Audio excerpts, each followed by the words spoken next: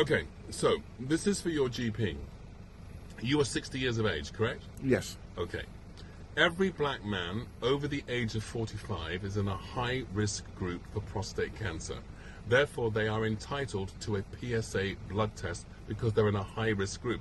If they also have family history of cancer, that takes the risk even higher. So they are entitled to a PSA blood test, and they should have one at least once a year. I had one for 8 years when I was age 52, so I actually was quite late. It should be from age 45, and there's also an argument that it should be from age 40 if you're black. So if you're 60, you're already in the red zone.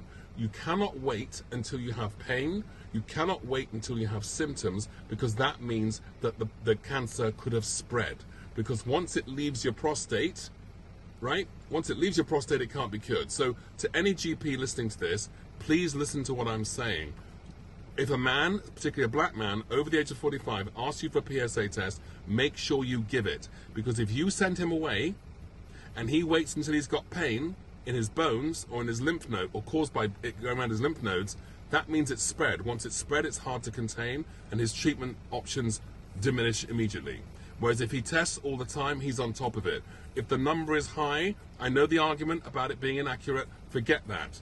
Every man I know who's been diagnosed with prostate cancer started with a PSA blood test. You have to look at it as a 3-step approach. There's a PSA blood test. If the number's high, you do another one. If the number's still high, that means there's an area of concern. It doesn't mean it's cancer. It could be an enlarged prostate. It could be an infection in the bladder.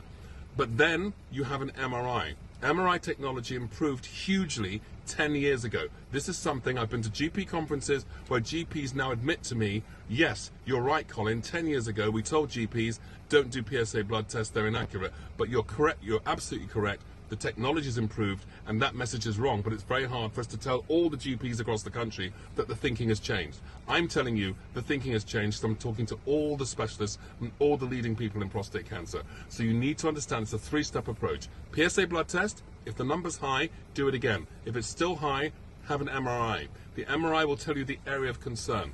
If there's an area of concern, there's a biopsy. The biopsy will then tell you definitively whether it is cancer or not. It's a 3-step approach.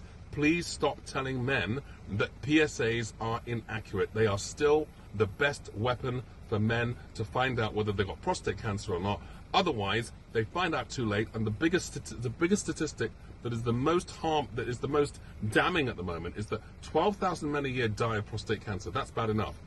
But worse than that, 10,000 men a year are diagnosed too late for a cure because too many GPs are turning men away. Please don't be that GP. Please do the right thing and let this man have his PSA blood test. Thank you very much.